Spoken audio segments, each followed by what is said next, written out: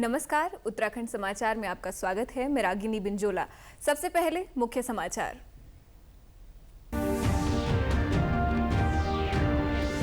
मुख्यमंत्री पुष्कर सिंह धामी ने की जनता के शिकायती पत्रों की समीक्षा।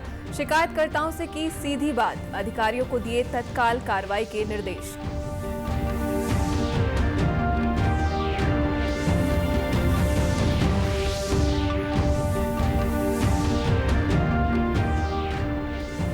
मुख्यमंत्री पुष्कर सिंह धामी ने जन कल्याणकारी योजनाओं की पहुंच और ऋण प्रक्रिया को सरल बनाने के दिए निर्देश। कहा, अक्टूबर में विशेष शिविर लगाएं अधिकारी।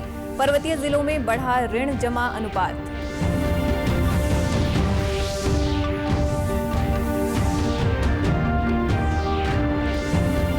और कैंची धाम ट्रस्ट ने मुख्यमंत्री राहत कोष में दिए 2.5 करोड़ रुपए। आपदा पीड़ितों की मदद के साथ शिक्षा और स्वास्थ्य में भी निभा रहा अहम भूमिका। मुख्यमंत्री धामी ने ट्रस्ट के योगदान को बताया मानवता की बड़ी सेवा। अब समाचार विस्तार से। मुख्यमंत्री पुष्कर सिंह धामी ने मुख्यमंत्री कार्यालय को पत्र भेजकर अपनी समस्या बताने वाले फरियादियों से बातचीत करते हुए अधिकारियों को उन पर उचित कार्रवाई के निर्देश दिए हैं। डोईवाला तहसील के शेरगढ़ निवासी करमचंद ने शिकायत दर्ज कराई थी कि उनके खेत के लिए आने वाली सिंचाई नहर टूट गई है, जिस कारण सिंचाई का संकट खड़ा हो गया है। मुख्यमंत्री ने उनसे पूरी समस्या सुनने के बाद प्रमुख अभियंता सिंचाई विभाग को मामले में उचित कार्रवाई के निर्देश दिए हैं। इसी तरह मेजर नरेश कुमार सकलानी ने उनकी भूमि पर निजी व्यक्तियों द्वारा अतिक्रमण कर लघु सिंचाई नहर बनाने की शिकायत दर्ज की गई, जिस पर मुख्यमंत्री धामी ने जिलाधिकारी देहरादून को तत्काल कार्रवाई के निर्देश दिए हैं। एक अन्य शिकायतकर्ता केनाल रोड निवासी धीरेन्द्र शुक्ला ने बिल्डर के खिलाफ परेशान करने की शिकायत दर्ज कराई है। मुख्यमंत्री ने एमडीडीए को इस प्रकरण में जांच करने को कहा है। विकासनगर दिनकर विहार निवासी विशन दत्त शर्मा की सड़क संबंधित शिकायत पर भी मुख्यमंत्री ने सचिव लोक निर्माण विभाग को कार्रवाई के निर्देश दिए हैं। आपने मुझे एक पत्र लिखा है ना, ये क्या नाम, बिल्डर द्वारा बिना नक्शा जो धोखाधड़ी विक्रय में कर रहे हैं, कहाँ ये? मैं इसको पत्र आपका मिल गया है मुझे, आपने मुझे पत्र भेजा है, तो हम इसको जो है कार्रवाई के लिए भेज रहे हैं, ठीक है ना? हम जांच करवाएंगे इसकी, आप चिंता नहीं करिए, ठीक है ना? कैसे हैं आप? ठीक हैं? मैं पुष्कर सिंह धामी बोल रहा हूँ। हाँ सर। आपने ये एक पत्र लिखा है ना मुझे। ये रोड 4 साल से बंद थी, पहले मैंने बनी थी रोड ना, होटल के लिए बनाई थी। ये मतलब रोड नक्शे में पास नहीं है क्या? नहीं सर। अच्छा, मैं इसको चेक करवाता हूँ, ठीक है? आपका पत्र मेरे पास पहुँच गया है, मैं सचिव लोक निर्माण विभाग को भेज रहा हूँ। इसकी जाँच करवा के जैसा अगर इसमें कोई गलती होगी तो उस पर कार्रवाई करेंगे, ठीक है ना? हम लोग इसको स्वीकृत कर रहे हैं यहाँ से, ठीक है? जी सर, बड़ी मेहरबानी सर, मैं आपका आजीवन आभारी रहूंगा महोदय। बहुत अच्छा लगा सर महोदय, जय हो आपका, जय जयकार हो सर। चलिए करमचंद जी, आपकी चिट्ठी मुझे मिली है ना, ये की सिंचाई की नहर जो है टूट गई है ना, तो इसको हम भेज रहे हैं ना, इसको दिखवा रहे हैं, इसको करवाते हैं, ठीक है ना? ये एक अतिक्रमण किसने कराया है? जी, ये अतिक्रमण विदाउट हमारी परमिशन के हमारे बीच उसमें एक नहर बनवा ली सर। मैं इरिगेशन डिपार्टमेंट को भेजता हूँ इसको, पत्र को मैंने डीएम को भेज दिया है यहाँ से पत्र, और इसकी हम ठीक से वो करवाते हैं, ठीक है ना? मुख्यमंत्री पुष्कर सिंह धामी ने कहा कि जनता के पत्र सिर्फ कागज नहीं, उम्मीद और विश्वास का प्रतिबिंब होते हैं। आज ऐसे ही कुछ शिकायती पत्र पढ़ने के बाद मैंने संबंधित शिकायतकर्ताओं से बात की, साथ ही अधिकारियों को इन पर तत्काल कार्रवाई के निर्देश दिए हैं। समाधान ही हमारी सरकार की कार्यशैली की सबसे बड़ी पहचान है। मुख्यमंत्री पुष्कर सिंह धामी ने सचिवालय में आयोजित राज्य स्तरीय बैंकर्स समिति की विशेष बैठक में अधिकारियों को निर्देश दिए कि केंद्र और राज्य सरकार की जन कल्याणकारी योजनाओं का लाभ लोगों तक सरल और प्रभावी ढंग से पहुंचे। उन्होंने विभिन्न योजनाओं के तहत दिए जाने वाले ऋण की प्रक्रियाओं को और अधिक सरल बनाने पर जोर दिया, ताकि पात्र लाभार्थियों को समय पर और सहज रूप से सहायता मिल सके।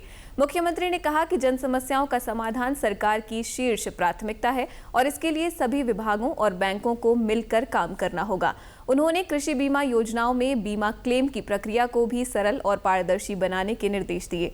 मुख्यमंत्री ने बताया कि वित्तीय वर्ष 2024-25 में राज्य का ऋण जमा अनुपात 54% से बढ़कर 54.26% हो गया है, लेकिन इसे 60% तक ले जाने के लिए और अधिक प्रभावी प्रयास किए जाने की आवश्यकता है। विशेष रूप से टिहरी, पिथौरागढ़, रुद्रप्रयाग, अल्मोड़ा, पौड़ी और बागेश्वर जैसे पर्वतीय जिलों में ऋण जमा अनुपात बढ़ाने पर जोर दिया गया है। मुख्यमंत्री ने घोषणा की कि अक्टूबर माह में सभी जिलों में बड़े स्तर पर जन कल्याण शिविर आयोजित किए जाएंगे, जहां एक ही स्थान पर एक ही दिन में विभिन्न विभाग और बैंक मिलकर आम जनता की समस्याओं का समाधान करेंगे और उन्हें योजनाओं का लाभ प्रदान करेंगे। बैठक में जानकारी दी गई कि प्रधानमंत्री सुरक्षा बीमा योजना के अंतर्गत उत्तराखंड में प्रति लाख की आबादी पर 48,000 व्यक्तियों को बीमा कवरेज प्राप्त हुआ है, जो राष्ट्रीय औसत 40,000 से अधिक है। प्रधानमंत्री मुद्रा योजना के अंतर्गत राज्य में प्रति लाभार्थी औसतन 93,900 रुपए का ऋण दिया गया, जबकि राष्ट्रीय औसत 62,686 रुपए है। इसके अतिरिक्त वीर चंद्र सिंह गढ़वाली योजना और मुख्यमंत्री स्वरोजगार योजना के अंतर्गत पिछले 3 वर्षों में निरंतर अच्छी प्रगति देखी गई है। मुख्यमंत्री ने बैठक में उपस्थित बैंकों और विभागों से अपेक्षा जताई कि वे योजनाओं के क्रियान्वयन में सक्रिय भूमिका निभाते हुए उत्तराखंड के समग्र विकास में भागीदार बने। उत्तराखंड में आपदा पीड़ितों की मदद के लिए कैंचीधाम मंदिर ट्रस्ट ने एक बड़ा कदम उठाया है। ट्रस्ट ने मुख्यमंत्री राहत कोष में 2.5 करोड़ रुपए की आर्थिक सहायता दी है। मुख्यमंत्री पुष्कर सिंह धामी ने ट्रस्ट के इस योगदान को मानवता की बड़ी सेवा बताया है। गुरु पूर्णिमा के पावन अवसर पर कैंचीधाम मंदिर ट्रस्ट ने उत्तराखंड के आपदा पीड़ितों के लिए मुख्यमंत्री राहत कोष में 2.5 करोड़ रुपए की मदद दी।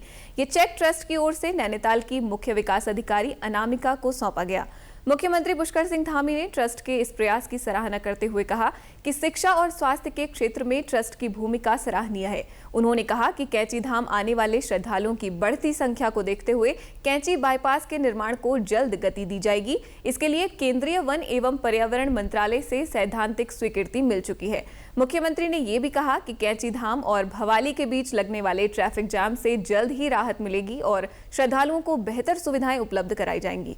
कैंचीधाम मंदिर ट्रस्ट के अध्यक्ष ओम प्रकाश बिंद्रा ने कहा कि हमारा ट्रस्ट शिक्षा, स्वास्थ्य और आपदा प्रबंधन में लगातार योगदान करता रहा है। इस वर्ष 3,000 बच्चों को दी जा रही छात्रवृत्ति की संख्या को बढ़ाकर 5,000 कर दिया गया है। ट्रस्ट ने हाल ही में 15 जून को आयोजित कैंचीधाम स्थापना दिवस को सफलतापूर्वक संपन्न कराने में मुख्यमंत्री और जिला प्रशासन के सहयोग के लिए आभार भी व्यक्त किया। श्रावण मास की कांवड़ यात्रा के लिए कांवड़िये उत्तरकाशी पहुंच रहे हैं। कांवड़ यात्रा को देखते हुए जिला प्रशासन ने विशेष इंतजाम किए हैं ताकि कांवड़ियों को किसी प्रकार की परेशानियों का सामना न करना पड़े। जिलाधिकारी प्रशांत आर्य ने कांवड़ियों की सुरक्षित और व्यवस्थित यात्रा के इंतजामों का जायजा लिया। उन्होंने कांवड़ियों से मिलकर उनकी यात्रा के अनुभवों की जानकारी ली। जिलाधिकारी ने बताया कि प्रशासन ने कांवड़ियों की सुविधा और सुरक्षा के लिए व्यापक बंदोबस्त किए हैं। उन्होंने सभी कांवड़ियों से प्रशासन द्वारा की गई व्यवस्थाओं का पालन करने और दिशा निर्देशों का पालन करने की अपील की। कांवड़ का यात्रा काफ़ी है, इस बार संख्या अच्छी है और काफ़ी लोग आ रहे हैं। हमारे कांवड़िये आ रहे हैं, गौमुख भी जा रहे हैं, गंगोत्री गौमुख। तो मेरी बीच बीच में हमने निरीक्षण भी किया था कल रूट का, तो ऐसा कोई विशेष दिक्कत तो नहीं है। हाँ, बारिश का मौसम है, कहीं पे रोड जब स्लिप आ रहा है तो हम उसको क्लियर करा रहे हैं BRO की मदद से, तो दिक्कत नहीं थी। मेरी बातचीत भी हुई कई कांवड़ियों से रास्ते के दौरान, तो दे आर एंजॉइंग, खुश हैं, अच्छा लगा उनको। कई लोग तो मुझे जो लोग मिले जो 20 साल से लगातार कांवड़ कर रहे हैं और हर साल आते हैं, तो उन्होंने भी तारीफ करी यहाँ पे की व्यवस्थाएं अच्छी हैं और किसी किस्म की उनको दिक्कत नहीं आ रही। प्रदेश सरकार मोटे अनाजों और जैविक खेती को लगातार प्रोत्साहन दे रही है। ग्रामीण क्षेत्रों में किसान मिलेट्स का उत्पादन कर रहे हैं, लेकिन जंगली जानवर उनकी फसलों को नुकसान पहुंचा रहे हैं। बंदर, भालू और जंगली सुअर किसानों की मेहनत पर पानी फेर रहे हैं। चमोली जिले के थराली क्षेत्र में भी मोटे अनाजों का उत्पादन होता है। ग्रामीण रंजना देवी के अनुसार यहाँ बंदरों और जंगली सुअरों का आतंक है। बंदर खड़ी फसलों को नुकसान पहुंचाते हैं। दिन में ग्रामीण बंदर भगाते हैं तो रात को जंगली सुअर फसल बर्बाद कर देते हैं। हमें तो ये है कि दिन के तो हमने अपने गांव में जैसे बारी लगा रखी है, कुत्ते पाले हैं, तो ऐसी बारी करके भगा देते हैं। लेकिन जब रात को सुअर आते हैं और वो आते हैं तो उनके लिए थोड़ा घेर बार हो चाहिए। हमें पर की वो होती दीवार तो वो ही गिरा लेते थे, लेकिन कोई हमें कह रहे कि सोलर लाइट से थोड़ा हल्का सा करंट लगे, उससे वो डरे और चले जाए।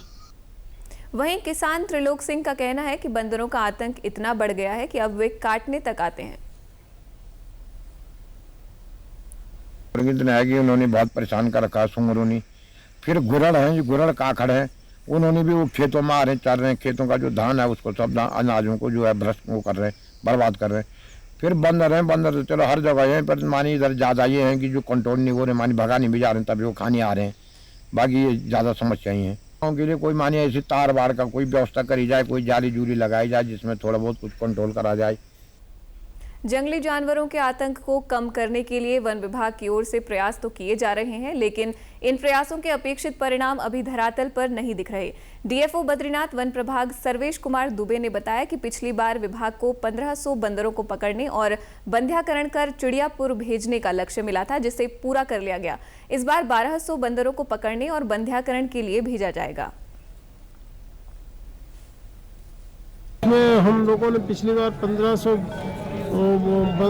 उत्पाती बंदरों को पकड़ करके वहाँ चिड़ियापुर भेजा, उनका बंध्याकरण कराया है और इस साल भी ये 1200 का टारगेट मिला है, जिसे हम लोग शुरू कर रहे हैं, पूरा करेंगे उसे भी।